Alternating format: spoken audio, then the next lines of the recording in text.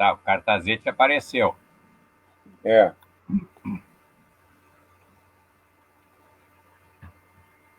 Começou a gravar. Boa noite, pessoal. Vamos para mais uma sessão do Os Livros de Nossas Vidas. Hoje, uma edição muito especial. Eu até brinquei, coloquei no Face que capturei Antônio Hoftel. Antônio Hoftel é uma pessoa que tem uma agenda absurda. Isso foi assim desde que eu conheci, quando ele tinha 17 anos, 18 anos, sei lá, quando entrou em letras. Eu era de uma turma posterior. Acabamos sendo colegas de uma geração muito legal, que tinha o Caio Fernando de Abreu, o João Gilberto Noll, o Sérgio Roberto Silva, e tantas pessoas, a Regina Zilberman, a nossa querida Leia Mazina.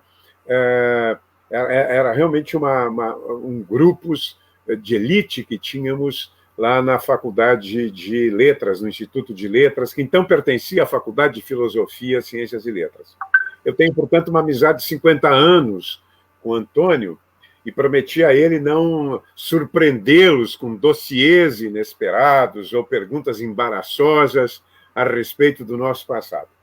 Antônio é uma figura admirável, porque ele tem uma disciplina, ele tem uma capacidade de trabalho que eu considero inexcedíveis.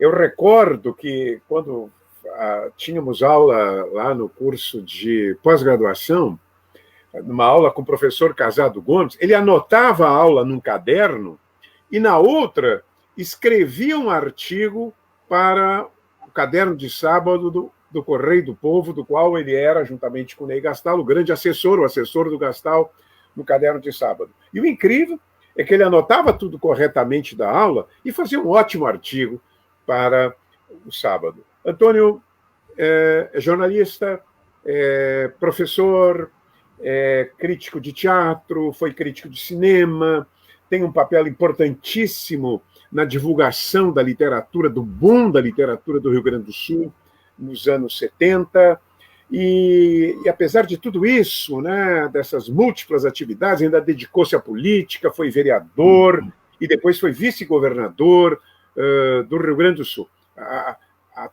Digamos assim, a bibliografia acerca do Antônio e a biografia do Antônio são realmente volumosas, eu diria, avassalador. E é um prazer realmente estar com ele aqui. Nós tivemos tanto tempo assim juntos, trabalhamos juntos.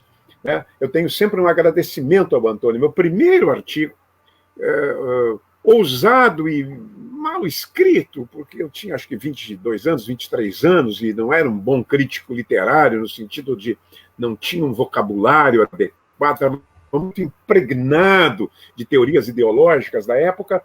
Foi graças ao Antônio. Antônio disse, tem que escrever para o Correio. E eu fiz um artigo comparando, se não me falha a memória, porque faz tanto tempo, comparando, Antônio, Angústia, do Graciliano Ramos, na verdade, analisando Angústia, eu me lembro que o título era Angústia Partida ao Meio, e meio que pondo Angústia num papel inferior, que, aliás, isso eu concordo até hoje, em relação ao Túnel do Ernesto Sábato.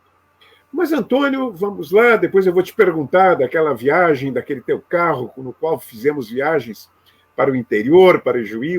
O Antônio tinha um DKV, que era um milagre. 4 portas, e as portas se abriam no transcurso da viagem, porque não tinha muita segurança. Eu me lembro que viajava com o Antônio me segurando, no que antigamente a gente designava, não sei qual é o nome daquela alça de segurança, chamávamos de puta merda. Eu segurado naquilo que as portas se abriam, e o Antônio, flegmaticamente, continuava conversando, discutindo sobre livros. Antônio, vamos começar já te colocando assim, tão contra a parede, mas de onde vem essa vitalidade, de onde vem essa disciplina? Sabe, se tem o lado alemão. Hoje eu soube que tu tem um lado paraibano, o nosso querido Castro Pinto. Não, mas ele é de fato descende pelo lado materno de lado paraibano. De onde é que vem essa capacidade tua de trabalho, de organização, de disciplina. Bom, boa noite, Sérgio. Boa noite a todos que estão nos acompanhando. Em primeiro lugar, eu tô ficando nervoso aqui de acompanhar as mensagens que estão chegando. E eu quero, portanto, através do Helenor, se me permite, os outros amigos, saudar todos os colegas antigos, amigos, gente com quem a gente tem cruzado ao longo de todo esse tempo. E agradecer, Sérgio, essa possibilidade desse encontro, porque é sempre bom a gente bater papo. Realmente, sempre que tu me convidas para alguma coisa, para participar de alguma dessas tuas iniciativas, eu fico contente, fico encantado, porque é a possibilidade da gente se reencontrar e, às vezes, fazer coisas inesperadas, como eu acho que há 2 anos atrás, o ano passado, já estou perdido, não, 2 anos atrás, nós fizemos aqueles seminários da Feira do Livro lá nos espaços do Teatro São Pedro, do Multipalco, e que eu fui falar de um escritor que, enfim, hoje ninguém lê, mas certamente a tua geração, que é a minha, todos nós lemos, que era o Karl May, né, dos romances de aventura, do Winnetou, que deram tantos filmes, e foi uma gostosura voltar para aqueles livros. Então, um prazer muito grande. Bom, da vitalidade, não sei, eu acho que é porque eu gosto de fazer o que eu faço, né? Eu faço com imenso prazer. Aliás, eu acho que se eu houve um ou outro momento que eu pude fazer alguma coisa sem acreditar, sem realmente gostar de fazer, foi muito difícil. O episódio em que eu fui, por exemplo, secretário de Transportes em Porto Alegre e que tive que enfrentar uma situação muito dura, que era em relação às empresas de ônibus, que, enfim, não tinham nenhum controle por parte da municipalidade.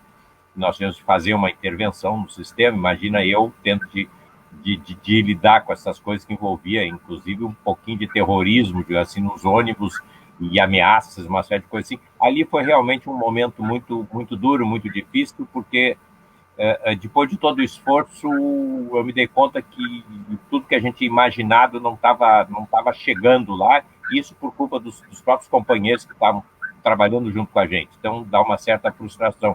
Mas, fora isso, eu te confesso que viver o dia a dia do jornal, e naqueles primeiros anos lá no Correio do Povo, realmente era quase que 24 horas por dia, os 7 dias da semana.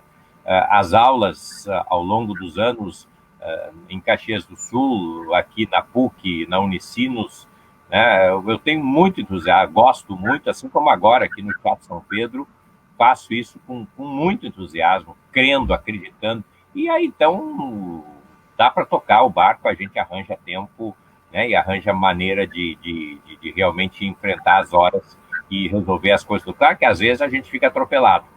A minha mulher aqui, a Ana Cláudia, volta e meia, reclama, né, que eu trabalho demais e não dou atenção para ela.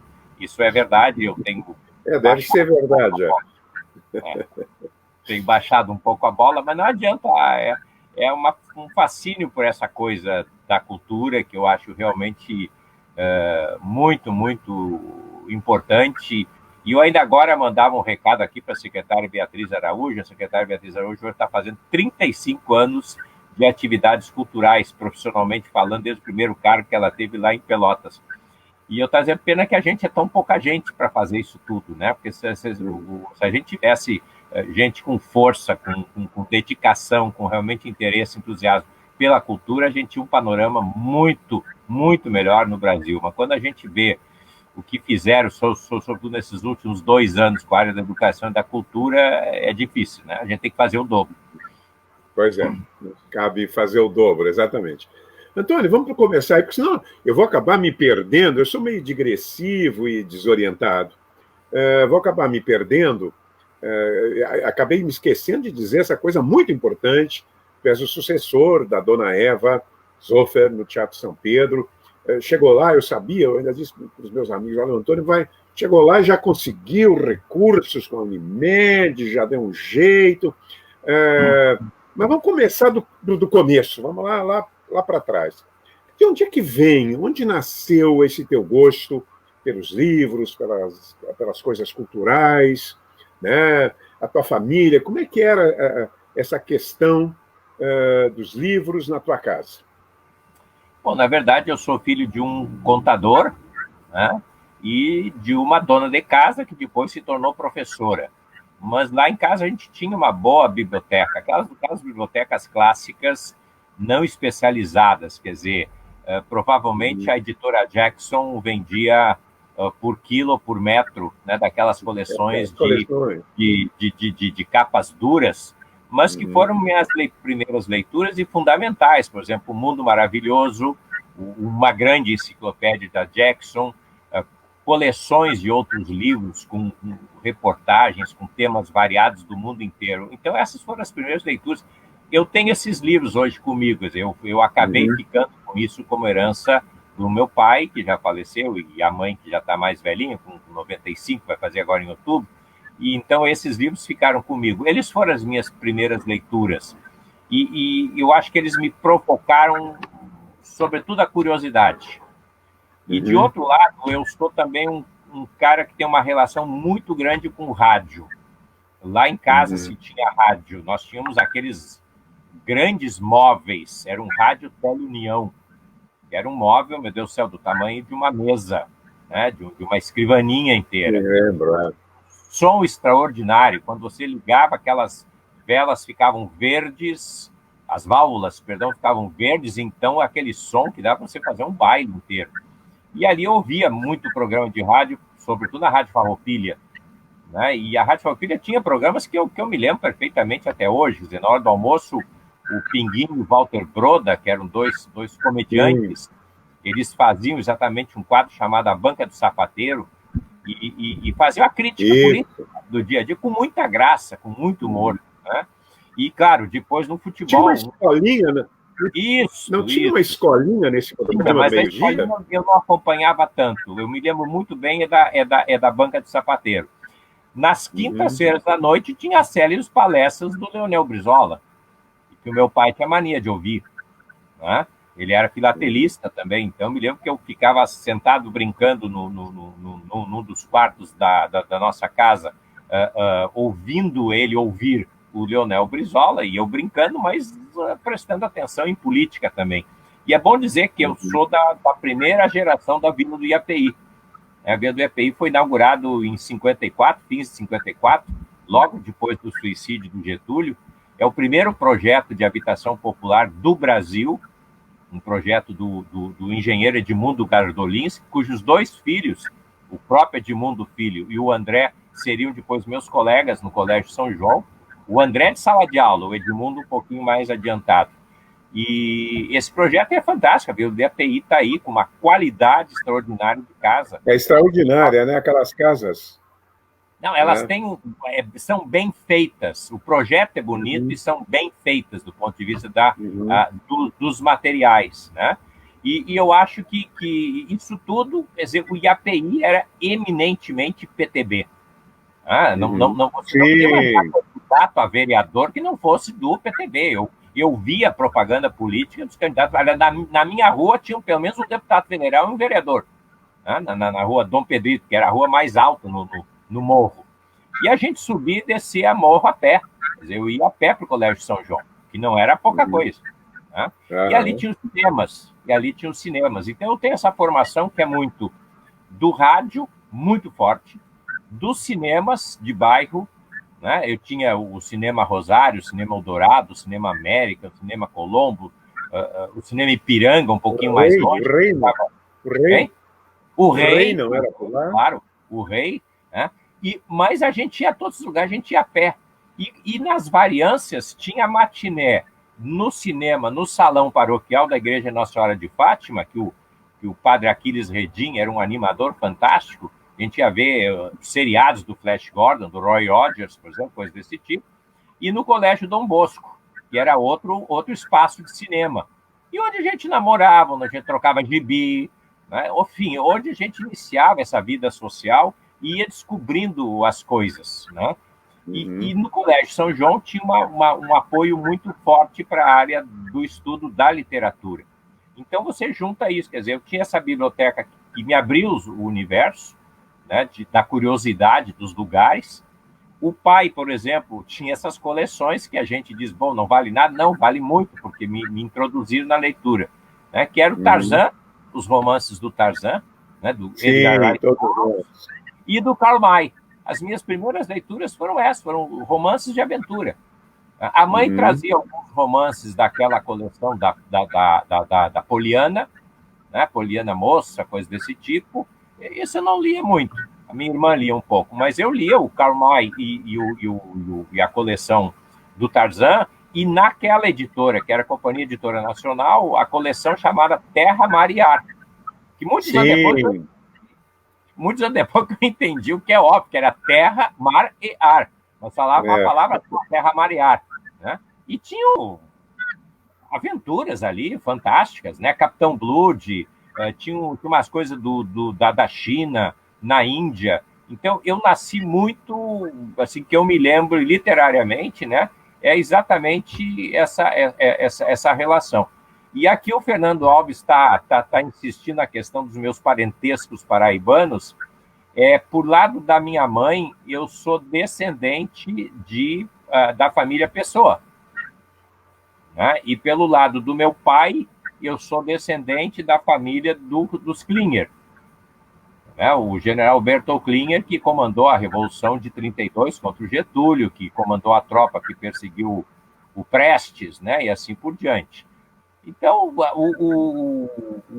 da família do Pessoa não conheci ninguém, mas da família dos Klinger, eu ainda conheci o Bertoldo Klinger. Né? O Bertoldo Klinger uma vez veio visitar a irmã, que é a minha avó, e eu tinha uns 10, 12 anos, e ele me deu uma coleção inteira dos livros dele. Ele inventou um sistema ortográfico brasileiro. O movimento novo? Novo. Era escrever como se falava. Foneticamente, então, ele chamava de ortografia simplificada brasileira.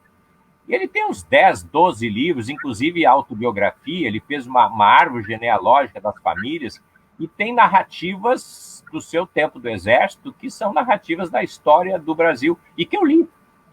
Aí, meus 15 anos, eu tive paciência de conseguir ler aqueles livros que, para quem não está acostumado, é muito difícil de fazer essa leitura.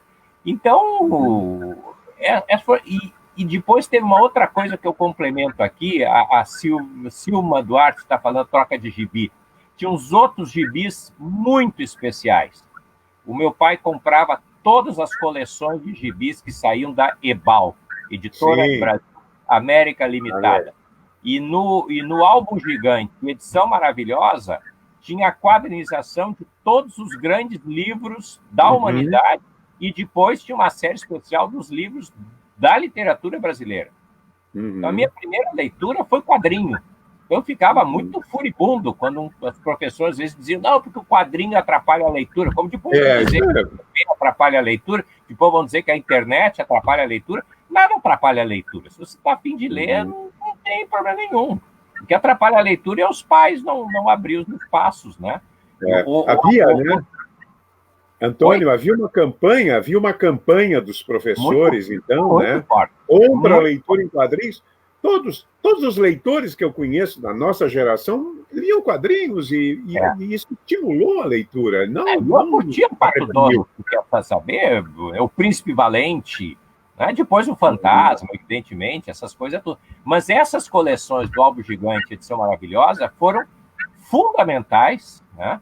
E boa noite, professora Margarete. E foram fundamentais. Eu tenho essas coleções até hoje, né? Isso ficou comigo também, está tudo encadernado. E volta e meia, hoje, com os meus alunos, eu mostro isso. E a Ana aqui, minha mulher, está comprando tudo que pode de quadrinhos agora. Olha, essa onda da quadrinização dos romances voltou, graças a Deus. E outro dia eu fui nos Correios, vim com quase 10 quilos de livro que ela comprou, de quadrinizações de romances estrangeiros e de romances brasileiros. E eu acho isso muito bom.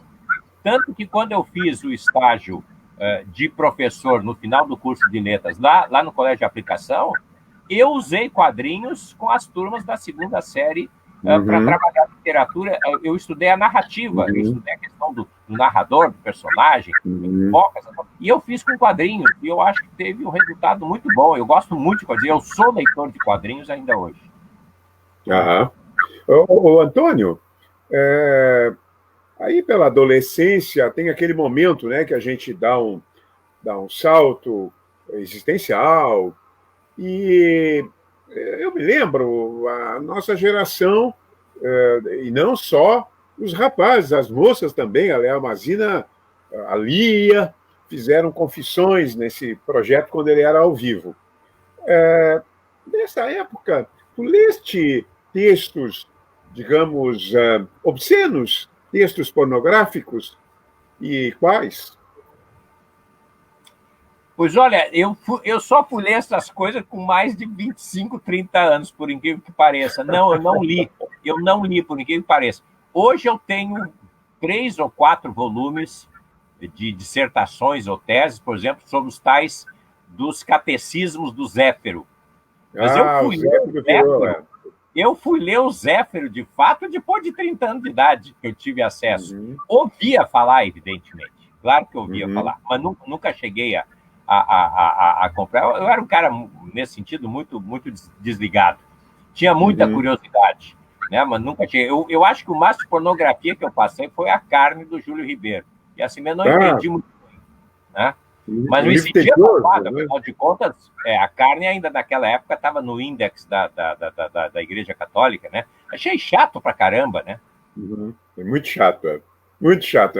É desestimulante, né? Não tem nenhum estímulo. Dá um tesão, não. A gente fica assim, ó, acaba o tesão de qualquer maneira lendo A Carne, do Júlio Ribeiro. E foi um livro escandaloso no Brasil do século XIX, né?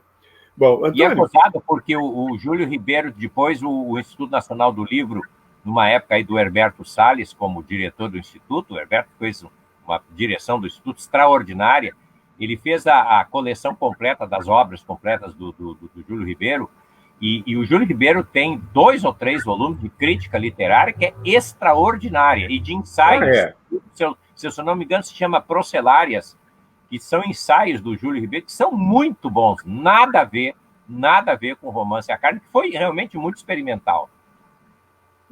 Tem crítica, é curioso, né? Tem romancistas, são raros aqueles que são ficcionistas e bons críticos, né? A gente conta nos dedos, crítico. Né? Mas ele era um mau ficcionista, né? Agora, grande ficcionista e ser um bom crítico. Aqui no Brasil eu me lembro assim do Machado. Não sei se tu te lembra de mais alguém, me lembra do Machado. Sim. E Mário de Andrade, mas ele não era um grande ficcionista, né? Era um bom crítico. Embora o Macunaíma acabou se tornando um livro paradigmático, né? Clássico, né?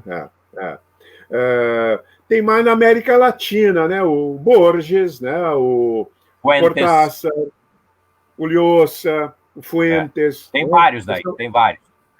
São bons críticos. Então, ainda seguindo nessa, para a gente seguir a nossa cronologia, tu resolveste fizeste letras ou jornalismo? Como é que foi a tua formação quando tu resolveste ir para a faculdade? E por que tu resolveste fazer letras? Bom, na verdade, eu ia fazer jornalismo. Me preparei para fazer o vestibular de jornalismo.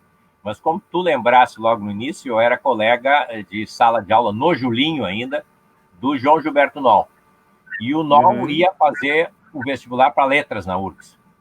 E ele tinha uma dificuldade enorme com o latim. Então eu fui ajudar o João Gilberto Noll a estudar latim. E aí resolvi fazer o vestibular da URGS para letras também. Então eu acabei fazendo os 2 vestibulares, letras e jornalismo, passei nos 2 cursos. Na época se podia, podia. E comecei fazendo os 2 cursos, quer dizer, eu fazia jornalismo na PUC, pago, né, e fazia letras na URGS. Fazia jornalismo de noite, na verdade, e fazia letras de manhã. E de tarde eu trabalhava no escritório de contabilidade do meu pai para ajudar. Mas depois eu resolvi ser cantor de ópera. Né, eu participava... Sim, eu participava do coral sinfônico da OSPA, e o soprano Eni Camargo, que era a diretora da divisão de cultura da Prefeitura de Porto Alegre, a Eni tinha, enfim, ela como queria ter a oportunidade também de fazer intercâmbios e trazer a ópera para Porto Alegre, junto com a OSPA, do maestro Pablo Cômulos, ela começou a fazer aquelas temporadas de ópera. Quer dizer, a primeira foi a Aida, lá no recém-inaugurado Araújo Viana, pós-64, né?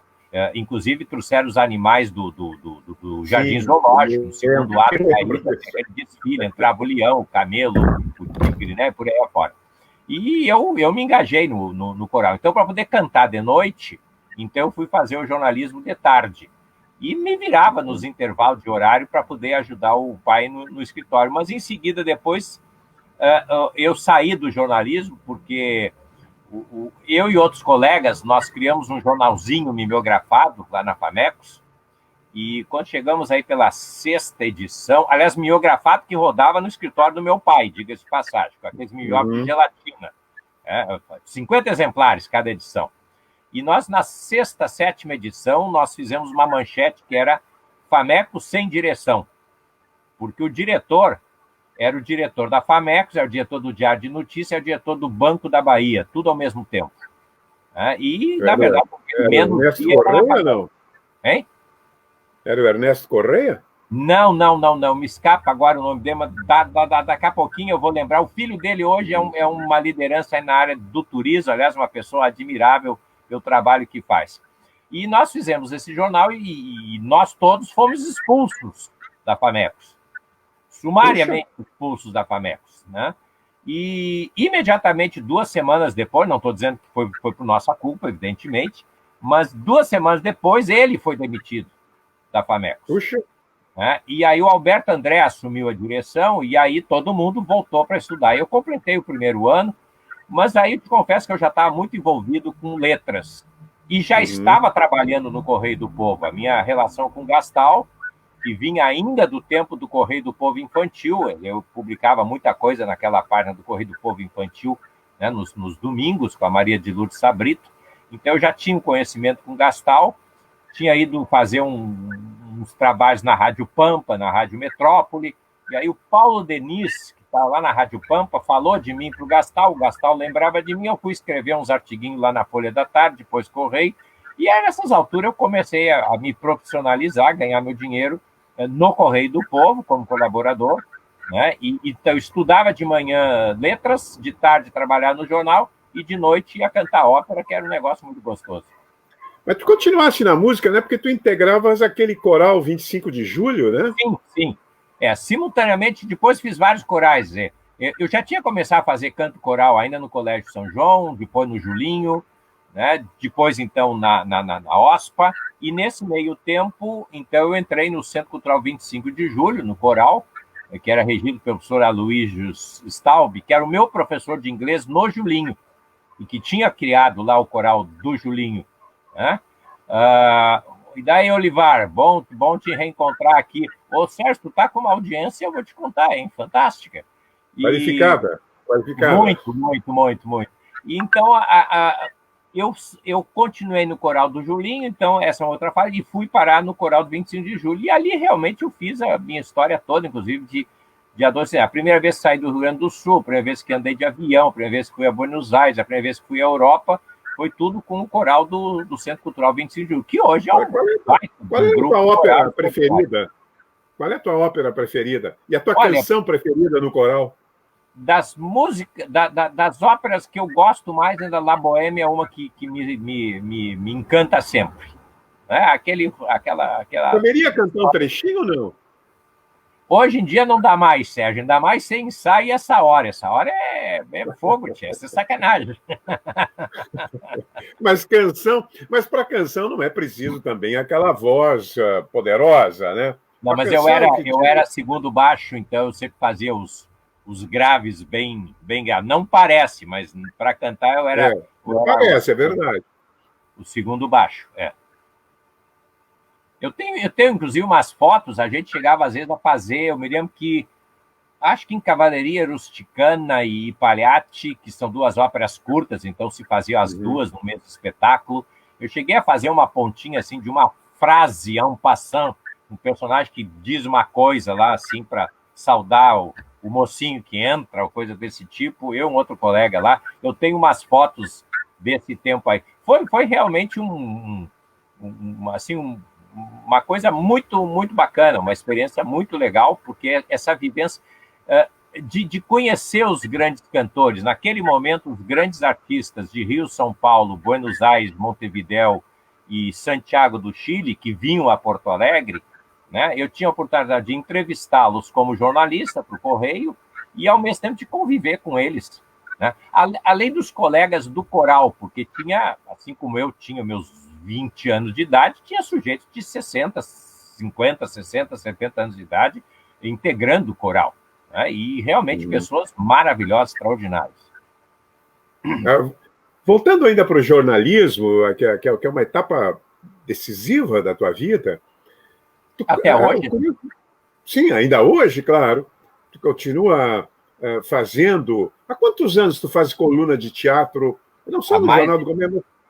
Eu comecei no Correio do Povo, né? Sim. Depois fui para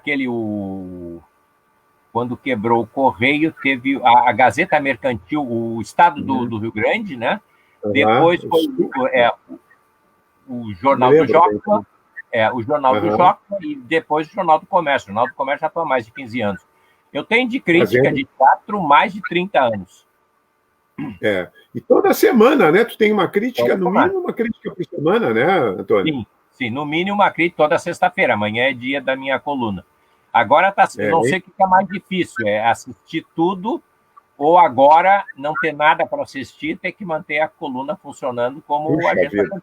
Aliás, é o Hélio Nascimento com o cinema e eu com a... Sim, querido Hélio, grande Hélio Nascimento. Grande o Hélio crítico. É sempre uma referência para mim, né? O Hélio é fantástico, eu acho. Os grandes críticos... o Hélio é um crítico maravilhoso. Né? Antônio, nesse momento que tu entras no Correio, acho que tu tinha uns 20 anos, né? Tu falaste agora, 20 anos, talvez anos. menos. Eu comecei, com 18 anos. Eu entrei na faculdade e já fui parar no Correio. 18 anos. Dá uma coincidência que é o fato de que isso nós estamos falando de 1967, 68, por aí? 60, na faculdade foi 68, exatamente, 67, 68. Dá uma coincidência que há, neste momento, são fatores curiosos. Há uma grande explosão, a partir de 68, principalmente, há uma grande explosão na literatura do Rio Grande do Sul. Se nós pegarmos esses nomes que ainda hoje, né, são os nomes campeões de vendas, de referências, né, a partir do fim dos 60, início dos 70 especialmente, e eu quero isso para ressaltar e depois te fazer algumas questões sobre isso. Tivemos a estreia, no fim dos 60, do Sclier, do Josué, e aí entrando nos 70, Caio, João Gilberto Noll, Tânia, um pouquinho antes, Tânia, eu acho que é 63, o primeiro livro dela, né? Adão e Eva. Fuga, né? Fuga. Fuga, a primeira, depois Adão e Eva. Depois tivemos, um pouquinho mais para o fim dos 70, mas tivemos o Charles Kiefer, tivemos o Assis Brasil, que eu não me lembro bem o ano, acho que é 73, não sei, que o primeiro livro dele, aquele Um Quadro de Légua em... Quarto de Légua em Quadro, Em Quadro. Nós tivemos a Lia Luft, né? Antônio Carlos Rezende, que é um autor... Eu digo a segunda Lia Luft. Tinha a primeira Lia Luft, que era poeta e cronista, que eu não gostava muito. E a segunda Lia Luft, que é quando ela lança o primeiro romance dela, e daí realmente é extraordinário. É um impacto, né? A Lia foi um impacto nacional, né? Foi a gente esqueceu o Carlos Nejar e o Armindo Trevisan na poesia. Claro, e o Sérgio Fará, que eu acho que não sei se falei, né? E o Aldir Chilé, e aí já acho que na virada para os 80, aquele outro pelotense magnífico, Lourenço Casarré. O Roberto Montanel, Rio Grande. E temos ainda outros e outras escritores importantes nessa época. E tu estás lá no Correio. O Correio era uma cobertura extraordinária para a literatura. Eu queria que tu falasse um pouco sobre isso, porque, além de um caderno de sábado de 16 páginas, das quais 15, porque tirava a capa, 15 eram, em sua grande parte, literatura. Claro que havia aqui e ali história, alguma outra coisa cultural, mas predominava a literatura. Além disso, o Correio trazia quase que diariamente, ou muitas vezes por semana, longas entrevistas que tu, Ney Gastal, Livio Stigler, mas principalmente tu, que era o eixo, centro das entrevistas literárias, era algo de espantoso. Eu acho que o Correio teve uma imensa participação na criação de um público local para a literatura local.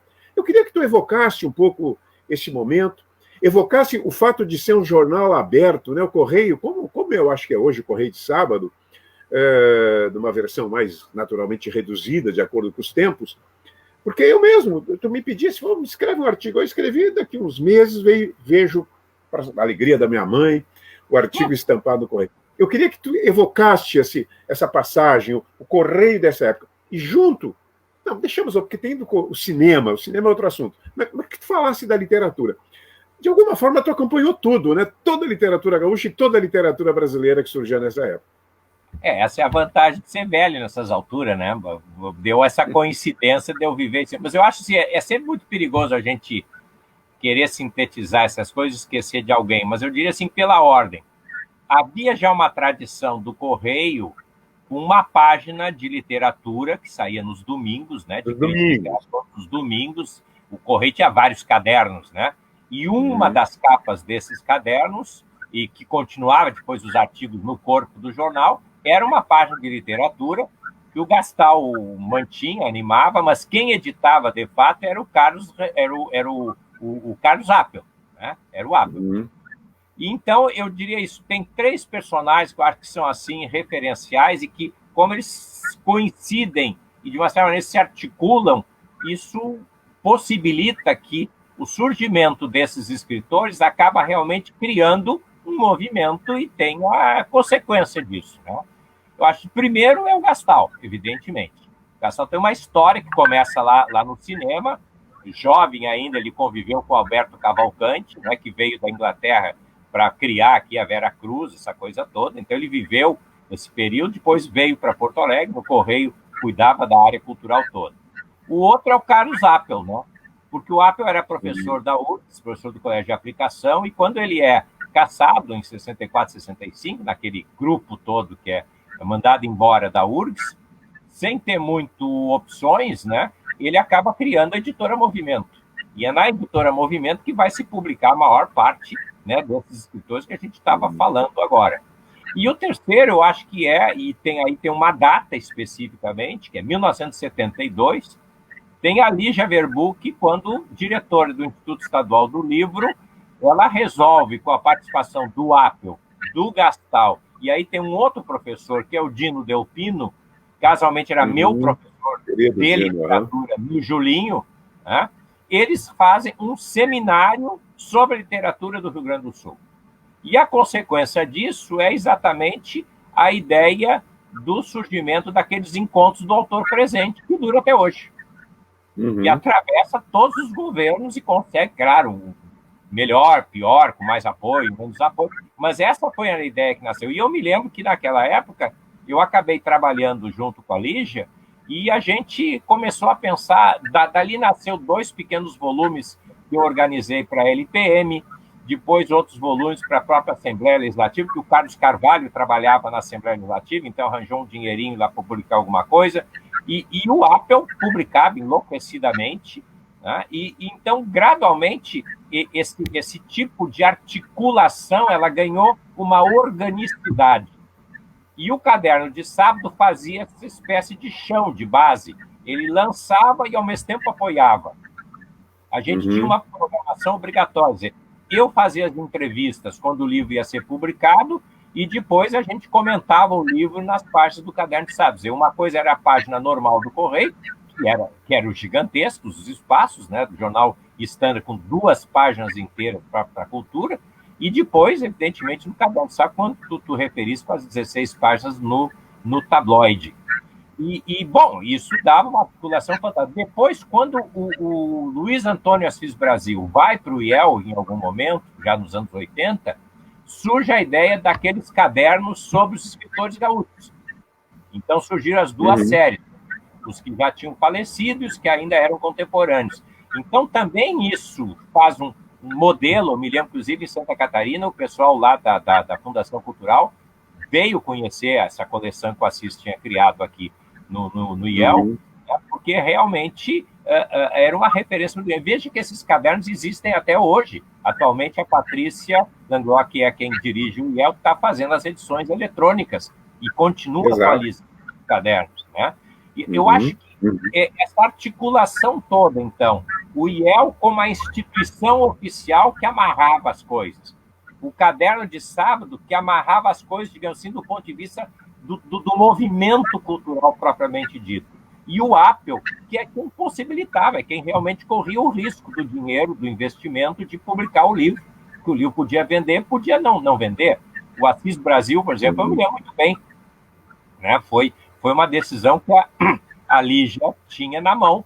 O IEL ia lançar o livro ou não ia lançar o livro? Havia um parecer contrário, o meu parecer foi absolutamente favorável, ela resolveu seguir o parecer e o Assis Brasil decolou e passou a publicar, e hoje tem uma obra extraordinária, né? Eu diria que tirando o Érico Veríssimo, lá como conjunto, como visão, o Assis realmente consegue fazer um retrato do Rio Grande, né? Como pouca gente conseguiu. Isso não estou falando de qualidades específicas de texto, como é o do Sérgio Caraca, do Chile, né? Que são coisas diferentes. Eu digo como uma visão, um conjunto, o Assis Brasil tem realmente algumas coisas extraordinárias, né?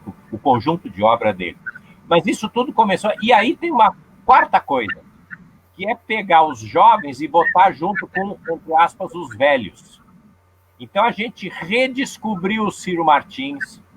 Com dificuldade a gente retomou o Dionélio Machado, porque o Dionélio era muito resistente. Não se teve a participação maior do Érico, porque o Érico, infelizmente, já havia falecido, né, em 75. Mas, de toda maneira, a edição de aniversário do Érico, que eu organizei para o Caderno de Sábado, acabou virando a edição de morte. Em compensação, a edição do caderno, que devia ser uma, acabaram virando 4 edições de Cadernos de Sábado. Todo mundo queria escrever sobre o Érico, né, depois de morto. Então, havia coisas... Sim, e tem uma... Você vê como é perigoso. Tem uma quinta referência, que é a universidade, que é a PUC e a URGS, com gente como o Guilhermino César, como o Flávio Loureiro Chaves, como o Donaldo Schiller, como o Elvo Clemente na PUC, né? O pessoal que articulava as leituras em sala de aula, já ao nível da academia. Então, eu acho que realmente a gente criou uma dinâmica que, olha, é difícil você conseguir ter isso de novo, né? E continuou realmente esse ciclo extraordinário. Não, e eu lembro que em 77 o Guilhermino criou a primeira cadeira na universidade, numa universidade, hoje eu acho que todas têm, de letras, de literatura sul-rio-grandense. Pois é. E ele, claro, ele era um apaixonado, embora mineiro, era um apaixonado pelas coisas locais, né?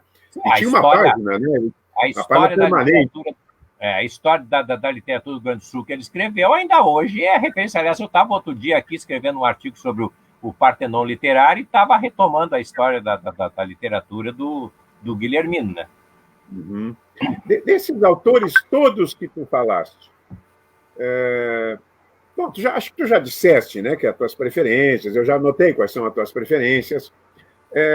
Tem alguns que talvez não estejam, não estou falando, claro, do Assis Brasil e do Sérgio Faraco, eles continuam com um grande número de leitores. Algum desses escritores que não tem hoje um número de leitores que talvez merecesse, que tu recomendaria, algum autor, seja dos anos 30 aos anos 80, que mereceria uma releitura?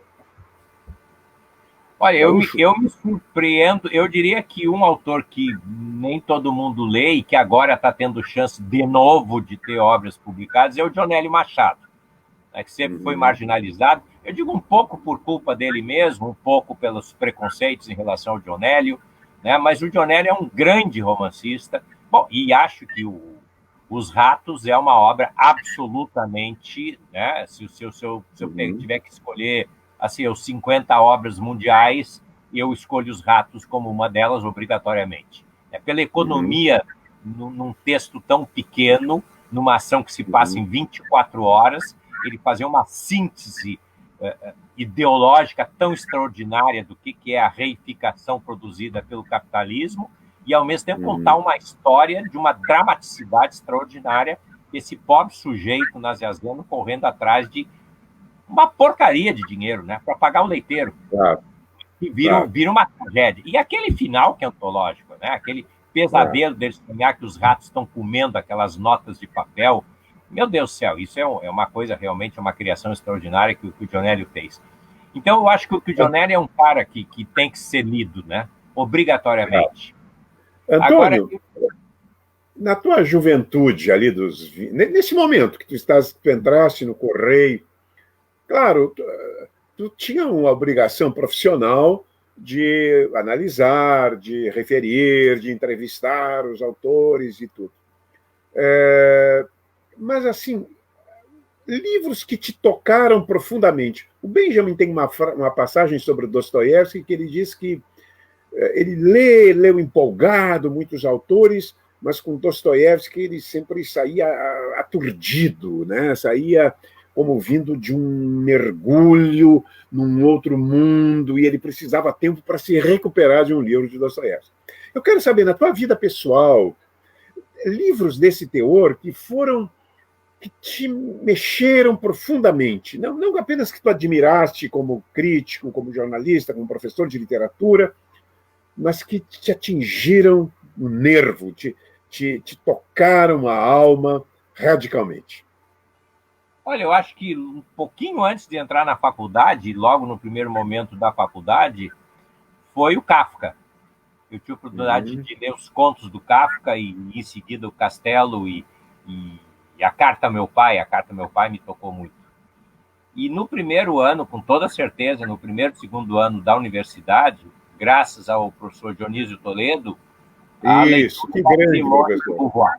A Simone de Beauvoir realmente, enfim, mudou meu horizonte completamente. Né? Sobretudo Segundo Sexo, que não é um romance de ficção, um romance, um ensaio, mas é extraordinário. E de modo geral, os romances. Eu acho a Simone, como ficcionista, muito melhor do que o Sartre. Né? O Sartre é bom no teatro. Não vou falar da filosofia, porque é óbvio, mas o Sartre é um bom dramaturgo, mas não é um bom ficcionista. Agora, a Simone consegue realmente, né, fazer velhas e boas histórias. Eu espero que o Juremir não esteja nos assistindo, porque ele é fã da ficção do Sartre. Ele abriu aqui o nosso primeiro programa ao vivo, mas ele falou com tanta ênfase, com tanto entusiasmo, ele inventou A Idade da Razão, do Juremir, não é igual ao meu livro que eu tenho aqui em casa, que eu disse, eu tive que me controlar para não reler A Idade da Razão, que eu considero também um livro que tem coisas interessantes, mas que não é ficcionalmente bem realizado. Tu pegaste também, né, Antônio, nesse período, e havia muito espaço para isso, tu pegaste os grandes autores da literatura americana, seja aqueles que emergiam naquele momento, a partir dos 60, como Garcia Marques, Vargas Llosa, seja aqueles que passaram a ser conhecidos no mundo inteiro e que praticamente tinham um conhecimento reduzido, tipo Borges. Borges era um pouco, mas também um público muito seleto. Mas Borges, Donetti, Roa Bastos, Carpentier, né? Havia muitas páginas. Me lembro de ler muitas coisas sobre esses autores, Sábato. Esses autores, quais os que te impressionaram mais vivamente desses latino-americanos? Olha, o cara que talvez me tocou mais sempre foi o Onetti, porque como contista ele faz pequenas histórias e ele vai fundo, ele surpreende. E ainda há alguns anos eu me lembro que depois de muito tempo afastado de Buenos Aires e Montevideo, aliás, eu estava contigo, Sérgio, quando nós estivemos em Montevideo e Buenos Aires por causa do... Exato, nós fizemos muitas viagens juntas, Isso, lá do Érico Veríssimo, eu viajei. Perfeito. E lá em Montevideo havia um espetáculo de teatro com base num texto do Onetti. E foi das coisas mais fantásticas que eu vi. Que, aliás, o espetáculo depois veio a Porto Alegre, o Luciano Labarce trouxe o espetáculo aqui para Porto Alegre. Aqui é maravilhoso, claro, nós vimos. Maravilhoso o espetáculo. Comigo, eu acho, inclusive, nesse dia. E um dos nossos companheiros aqui do papo está lembrando também o Moura, né? O Reinaldo Moura. O Reinaldo Moura, eu acho que também, essa trilogia Érico Veríssimo, o Reinaldo Moura e o Jonelli, tem essa coisa que eu reivindico para a literatura realista dos anos 30 do Rio Grande, né? É a única literatura urbana, porque todo o ciclo de 30 brasileiro ele é rural, né? O nordestino é rural. E nós aqui, que a gente dizia que era o cu do mundo, que era o criador de vaca e tal e coisa. Não, nós vamos fazer o romance urbano, nos antecipando em muito ao ciclo depois do romance provavelmente urbano, que vai ser nos anos 60, né? Ou talvez um pouquinho antes com a Clarice Lispector, me deu um branco agora, a escritora de São Paulo, que eu tanto gosto. Lígia antes. A Lígia. A Lígia Fagundes, nossa, maravilhosa. Que são as grandes, é curioso, né? Duas mulheres são as grandes escritoras urbanas, mas realmente o Rio Grande do Sul é quem desdobra o romance urbano e com essa força extraordinária, quer dizer, o Érico com o primeiro ciclo dos romances dele, o Reinaldo Moura, né? e o Dionélio. E isso é uma coisa que normalmente no centro do país não reconhecem muito essa contribuição do Rio Grande do Sul, né? Não, inclusive costumam colocar o romance de 30 como se fosse um romance nordestino, né? Tem muitos críticos que se referem ao romance nordestino. Como romance nordestino? Apresentem algo igual ao Tempo e o Vento, né? Ou o romance urbano de Porto Alegre, do Érico, Reinaldo Moura, Dionélio, né? Agora, se tu perguntasse ainda outras leituras, eu te confesso que também o que me impactou muito, aí já bem contemporâneo, foi a leitura do Caio, né? E do João Gilberto Noll, o segundo livro dele, que é aquele romance enorme que se passa no Carnaval, né? E que eu entrei naquela leitura e não conseguia largar aquele livro de maneira nenhuma, e que só muitos anos depois João Gilberto aceitou reeditar o livro, mas que eu acho que é também... Olha, se o João não tivesse escrito nada mais, eu acho que Fúria do Corpo, é assim que se chama o livro. Para mim também é o melhor romance, é o mais intenso, né? É extraordinário, é fantástico. O nosso... Olha, a Léa aqui nos... né? E o Agnaldo Severino lembrou também aqui que tu fosse a primeira notícia que teve aqui no Rio Grande do Sul, o primeiro registro da tradução do Ulisses, feito pelo Antônio Ais. Mas isso o Antônio fazia, isso semanalmente, tinha uma coisa nova. Muitos autores nós descobrimos, fossem brasileiros, fossem traduções, porque ele é uma máquina, assim como o Agnaldo Severino, Cassionet, Petri, que são nossos leitores, são máquinas de leitura, né? Tem máquinas, em francês, diziam isso a respeito do Garcia Marques e do Lhosa, bête à écrire, bestas a escrever, verdadeiras máquinas, e no caso tem a bête à lire, né? As bestas de tanta leitura. Dos clássicos, tem uma pergunta depois do Cassionet aí sobre a Patrícia Bins, que nós mencionamos, esquecemos a Patrícia Bins, que tem o seu papel também na literatura gaúcha, né, Antônio? Sim, sem dúvida. Mas eu queria o seguinte... Patrícia, eu acho que a Patrícia é um pouco... A Lia Luft teve duas fases, né? E na segunda fase, realmente, a Lia tem uma criação extraordinária que perdura até hoje. Eu acho que a Patrícia não teve tempo de conseguir amadurecer completamente toda a obra dela. Eu acho que a Patrícia ficou se devendo, né, um pouco mais de literatura. Na minha leitura, evidentemente, com todo o respeito, e eu tinha assim, um carinho muito grande pela Patrícia, acompanhei a Patrícia desde o lançamento do primeiro romance dela, né? E o Josué, Antônio, que vai fazer agora 100 anos, ano que vem é o centenário do Josué, temos que fazer muitas coisas em homenagem a ele.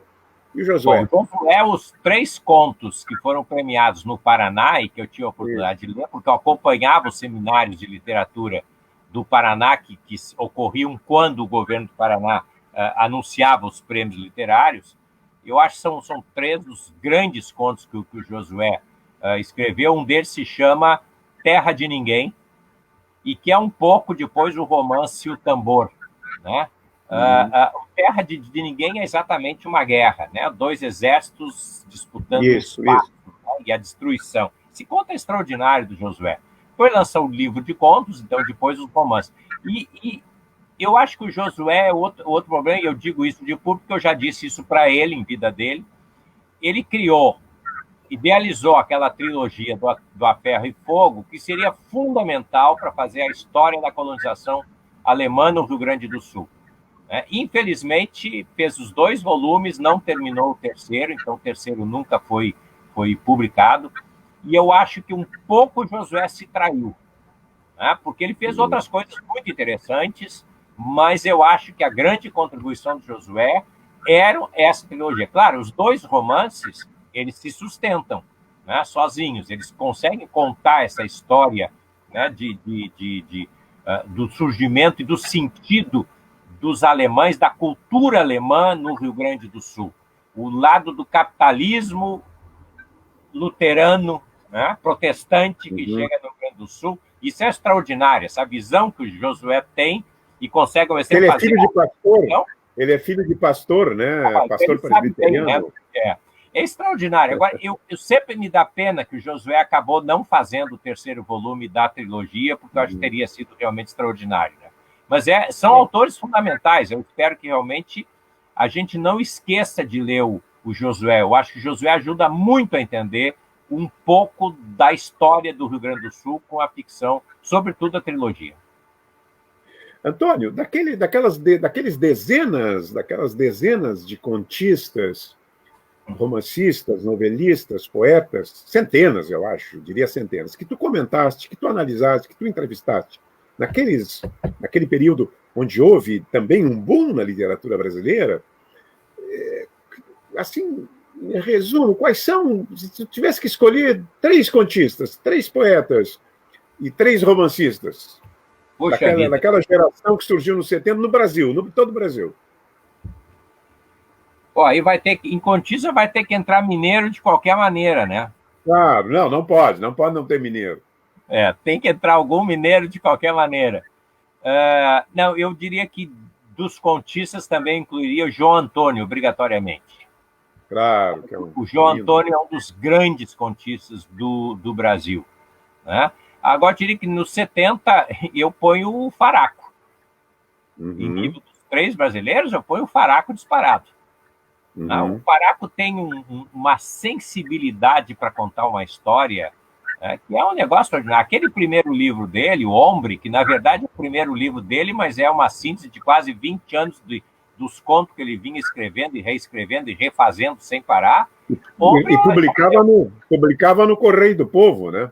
E publicava umas plaquetinhas lá no Alegrete também, né? Que, aliás, é o pai do Tarso Genro que ajudava a editar, inclusive, né? Mas eu acho extraordinário, assim, o Faraco, ele não consegue... o livro de contos do Faraco não é só uma juntada de contos. Né? Os livros de contos do Faraco, eles têm uma organização. Né? Não só porque divide em 2 partes, não, porque os contos têm um movimento. Quer dizer, ele seleciona peças que se imbricam umas nas outras e dão uma unidade para cada volume. Não é um volume tipo uma cesta de gato, não um balaio de gato, não. Os contos têm uma relação entre si. E isso é um negócio muito raro em livro de conto, como também é difícil em livro de poema. Né? Porque eu acho que é muito complicado você reunir poemas escritos em momentos diferentes, ou contos escritos em momentos diferentes, e conseguir alcançar essa unidade. Isso o Faraco consegue alcançar, e eu acho que isso torna um dos grandes contistas nossos brasileiros. O João Antônio é a mesma coisa. Né? Mas o João Antônio tem uma facilidade, talvez, que ele tem um universo bem definido. Né? Que é aquela área marginal, socialmente falando e tudo. E para cada conto ele encontra uma maneira de expressão diferente. Né? E realmente, olha, dos mineiros eu estou aqui enrolando, mas é difícil citar um só. Eu ficaria, talvez, até em homenagem pelo falecimento dele recente, mas cito ele como podia citar qualquer outro desse grupo, o Sérgio Santana. Né? Eu acho que o Sérgio, depois ele foi, sobretudo, um romancista, mas os primeiros textos dele são contos, e é um desses caras que também ocupou um espaço muito importante, né? Inclusive num momento muito difícil. Né? E aí, de romances, de novo é difícil, mas eu diria que o Inácio Loyola Brandão, com o Zero, é uma lembrança obrigatória. Né? E aí depois eu volto de novo, Sérgio, é difícil. Contistas, eu acho também pela contribuição de denúncia, de articulação, de uma maneira, um tom de narrativo, o Dionísio da Silva, também nos anos 70, 80, tem uma contribuição importante, fundamental. Está nos assistindo, aliás. Que bom, um abração para o Dionísio. Aliás, é por causa do Dionísio que nós 2 viajávamos, né? Embora ele ele organizava, né? O Dionísio era um agitador cultural, né? Nós íamos a Juí, em Juí. E falaram assim para 700 pessoas, que naquela época... A importância ninguém fazia isso, né? A importância daqueles cursos dos seminários que a Fidene fez, pegava todo o oeste de Santa Catarina, do Paraná, o sul do Mato Grosso, quer dizer, o que a gente tinha de influência sobre professores e professoras, né, das escolas públicas e particulares de literatura dessa região inteira, é um negócio extraordinário que se reuniu naqueles cursos de verão lá de Juí, né? E alguém me pediu... Não fica conversando aí que está fugindo dos romancistas. Pois é, os romancistas daquela época. Eu não vou me lembrar o nome completo, mas talvez tu vai me ajudar. É um sujeito, para variar, de Minas. O nome dele, o sobrenome é Barreto. Foi da Canal que me chamou... Benito Barreto. Benito Barreto, Guaianãs, né? O Benito dos Guaianãs. Eu acho que o Benito é um dos caras de referência, sim, obrigatória. Né? Depois tem um sujeito de Belém do Pará, e, de novo, tu vai me perdoar, eu não estava preparado para fazer listas assim desse tipo, mas ele foi, inclusive, em 64, ele foi preso pela polícia, ele foi arrastado pelas ruas da cidade, inclusive. Ele tem uns 10, 12 romances, faz um ciclo todo em relação à história da borracha. E, mais recentemente, também de Belém, é o Vicente Cecim. Hoje é um cara que está aí na minha idade, está nos 70 anos, o Vicente Cecim trabalha com a questão da floresta amazônica. São os romances pequenininhos dele, do ponto de vista de tamanho, tem 60, 70, 80 páginas, mas tem um universo amazônico. Então, é muito difícil, Sérgio, é muita gente, e alguns que não se tornaram famosos através da mídia ou das grandes editoras, mas que ajudaram a criar uma dicção específica do romance, ou da prosa, ou da poesia brasileira. Tá. Deixa eu te... É uma coisa que sempre me fascinou. A carta que tu recebeste do Drummond, tu escreveste para o Drummond, ele respondeu. Eu tenho uma inveja, eu tenho uma inveja. Uma inveja não é má, mas eu tenho uma inveja, né, dessa correspondência tua com o Drummond. Então, aumentar a tua inveja, porque não é a carta, são várias cartas que eu escrevi para ele me respondeu. Outro dia eu encontrei uma caixa com parte dessas correspondências todas e várias cartas do Drummond. Eram uns bilhetinhos, mas era tudo manuscrito. O Drummond era um cara muito bem educado. E ele escrevia à mão, ele fazia manuscrito num papel timbrado, bonitinho, com o nome dele. Não, eu comentei vários livros do Drummond no Caderno de Sábado, e talvez a partir do primeiro que eu comentei, ele me mandou um bilhete, uma cartinha, endereçada para a redação do jornal, me agradecendo, muito satisfeito pelo comentário que eu tinha feito, tal e coisa. E depois eu tive a disfarçatez, essas coisas de iniciante, de quando eu lancei o primeiro livro infantil, o Porã, e eu mandei para ele, e para minha surpresa ele me respondeu um tempo atrás. Então, de vez em quando, assim, a gente trocava carta, devo ter talvez 7, 8 cartas do Drummond. Mas, a bem da verdade, naquele momento, eu diria que o mérito não é meu, é muito mais do Correio do Povo. O Correio era um centro cultural, quer dizer, você sair publicado no Correio, ou ter uma crítica no Correio, como era o Suplemento Literário de Minas, como era o suplemento no Paraná, como era o Jornal do Livro no Rio de Janeiro, do JB, que o Hélio Pólvora fazia, eram negócios fundamentais, né?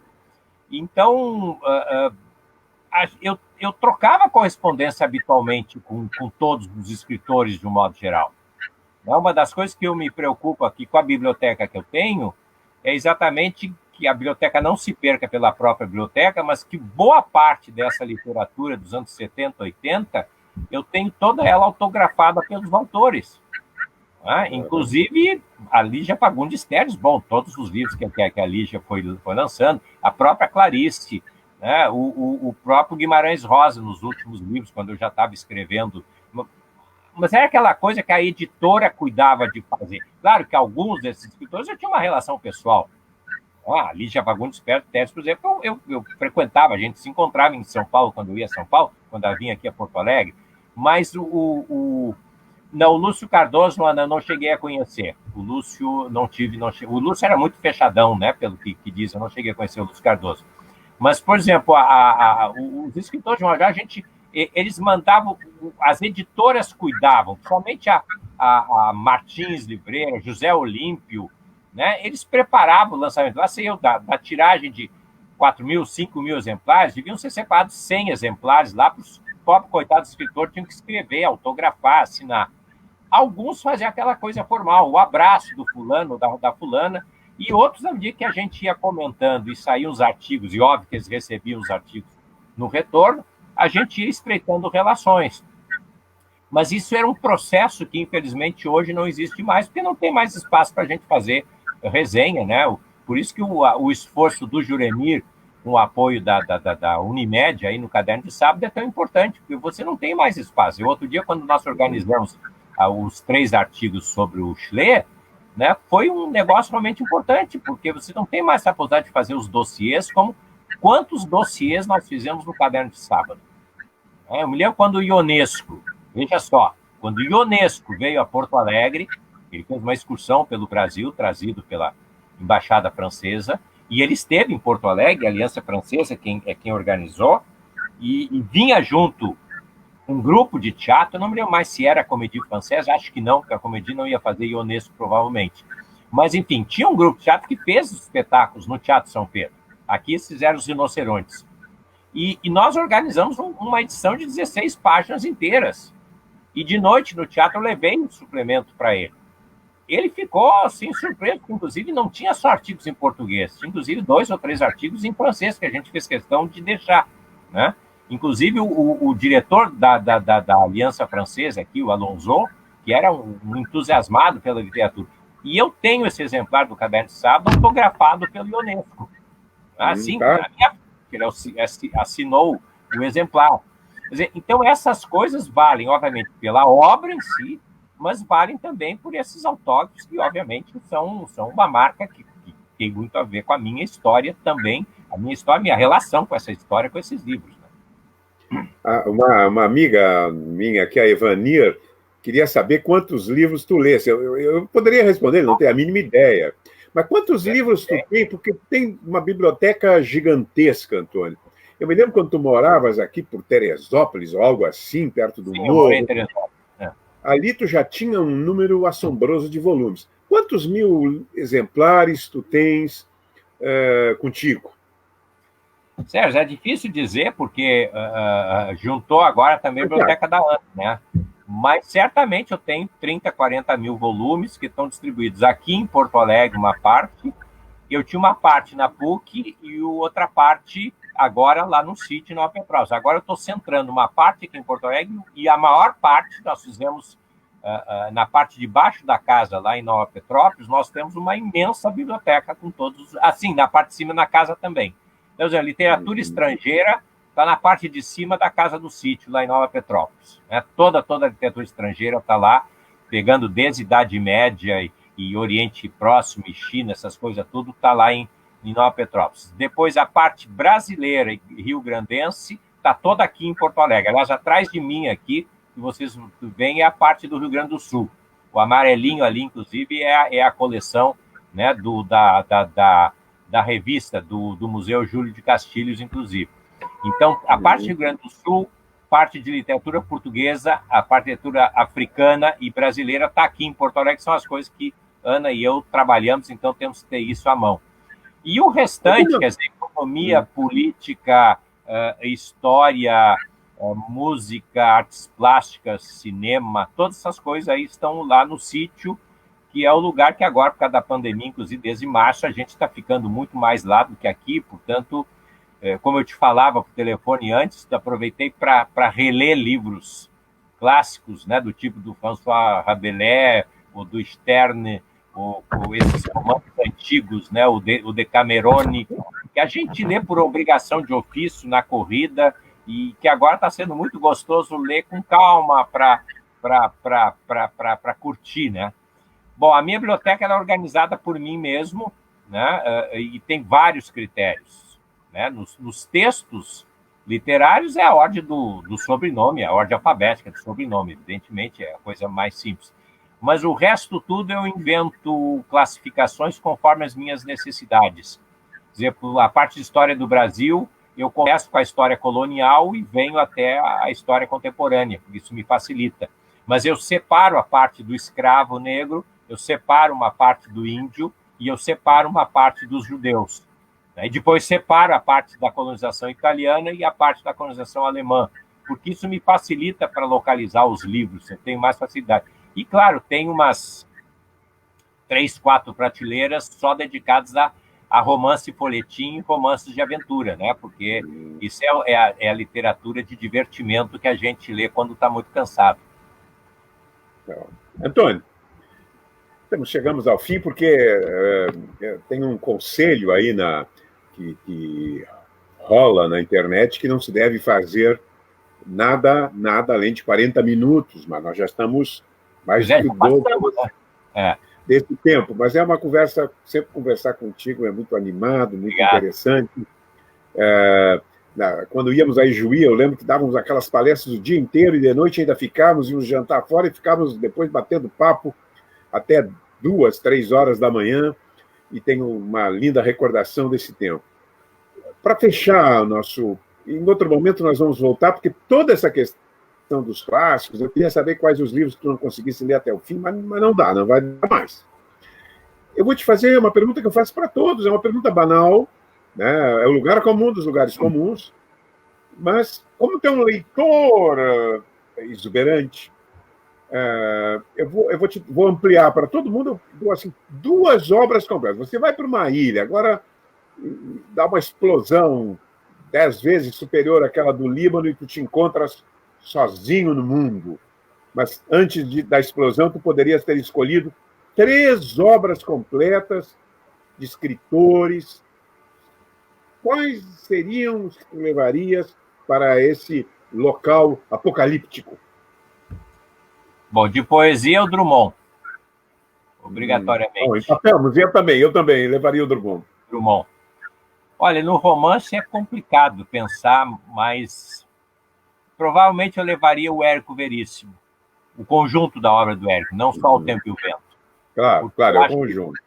Eu já escrevi isso e já disse, acho ainda no tempo que a gente estava no curso de doutorado junto, Sérgio, eu acho que se um ET qualquer surgisse na Terra e tivesse chance de rapidamente, né, precisasse se informar sobre alguma coisa do ponto de vista do Brasil e do mundo, eu diria, lê o Érico Veríssimo. Os romances do Érico são uma crônica de todo o mundo contemporâneo, aquele mundo contemporâneo que ele viveu, evidentemente, que ele recria. Ele pega a guerra do Vietnã, ele pega a Revolução de Cuba, ele pega o Brasil todo, o Rio Grande do Sul. Quer dizer, o Érico é uma grande crônica do século XX, começando, no entanto, no século XIX. E quem mais, meu Deus do céu? É difícil, é tanta gente. Olha, eu levaria Monteiro Lobato. Nem podemos falar do Monteiro Lobato, que tu fizeste uma releitura, desse um curso, né? Eu fiz um seminário. Curso, de repente, para nós, aí, sobre Monteiro Lobato infanto juvenil, né? Infantil. Eu fiz um seminário, foram 6 encontros na PUC, na Letras, na pós-graduação. Escolhi só literatura infantil porque estava muito aquela onda que o Monteiro Lobato é preconceituoso, antifeminista, machista, aquelas coisas todas. Eu digo, agora eu não tenho que dar opinião, eu quero que vocês leiam os livros, não é nada, né? E comentem dentro do contexto da criação e o que sobra disso, tal e coisa. E o pessoal, realmente, a gente tem muitas críticas às posições que são expressas pelo Lobato. Agora, a força da criação do Monteiro Lobato, por exemplo, um livro que todo mundo adorou, que me surpreendeu até a resposta, foi O Poço do Visconde, por exemplo. Ou A Chave do Tamanho, né? Eu acho que há uma coragem do Érico do Monteiro Lobato, de tocar em temas que são complicados, que são difíceis e que ele toca para a criança e faz isso com uma percepção muito legal. A Chave do Tamanho é a questão da violência da guerra, né? E o Poço do Visconde, a questão do petróleo que estava no grande... E veja, são questões que nós não resolvemos até hoje. E isso faz com que realmente o Monteiro seja um escritor, né, internacional nesse sentido e permanente. Ele continua atual, né, nesse momento.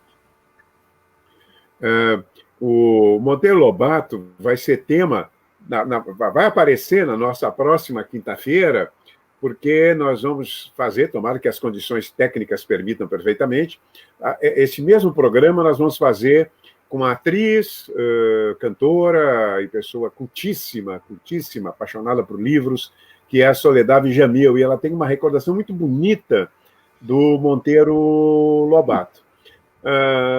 Bom, Antônio, foi um prazer estar corrigir uma coisa, Sérgio, desculpa. A Lígia Hertz está lembrando aqui o Érico Machado e Graciliano.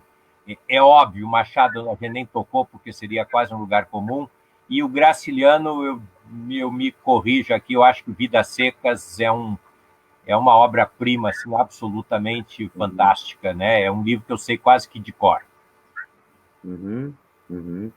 Bom, continuam chegando aqui comentários. Muito obrigado, Mercedes Rodrigues, todos que, enfim, se referiram e se referem depois. Eu encontro lá no Face centenas de comentários elogiando os nossos convidados, elogiando o programa também. E, Antônio, depois nós vamos nos encontrar um belo dia, nós temos que organizar um curso sobre Monteiro Lobato, mas esse Monteiro Lobato infantil, esse Monteiro Lobato que tem seus problemas, mas que levou milhões de brasileiros à leitura, ao prazer, e não só brasileiros, como nós vamos ver na próxima quinta-feira. Institucionalizou a literatura para a criança, né? Bom, já está todo mundo leu, já todo mundo falando aqui dos livros que leram do Monteiro Lobato na infância. Mas tem temas delicados, é um assunto que a gente pode falar mais tarde nesse ciclo que eu vou te convidar para fazer aqui. Gente, mais uma vez, muito obrigado. Na terça-feira, teremos a psicanalista Érica Zogby, que já muita gente conhece, esteve aqui no Festival de Inverno, esteve lá no Debate dos Livros, e que vem falar de Freud de forma acessível, uma espécie assim, Freud para principiantes, né? Freud em uma lição. Claro que estou brincando, ela vai abrir para quem quer conhecer, para quem quer ler, qual é o caminho de leitura, né? Como a pessoa pode, enfim, efetivar, ter um conhecimento desse que foi um homem que exerce uma influência poderosa até hoje sobre a cultura, pelo menos a cultura ocidental. Na terça-feira, a Érica, e na quinta-feira, então, a Soledad Jamil estará conosco. Muito obrigado, Antônio. Tomara que termine de uma vez essa pandemia para que a gente possa se reencontrar, relembrar, né? Porque nada tão bom para pessoas, depois de uma certa idade, de que recordar aventuras da sua vida, como foram as nossas aventuras rumo a Ijuí. Boa noite a todos e, mais uma vez, obrigado, Toninho. Obrigado, Sérgio. E me permite só um registro. Claro. Leiam o Samir Machado de Machado, Os Homens Elegantes, um dos romances mais geniais, mais envolventes que eu li na literatura agora, desses dias. Samir Machado de Machado, Homens Elegantes. Estou encantado. Tá, feita a recomendação. Boa noite para todos. Até logo. Até logo.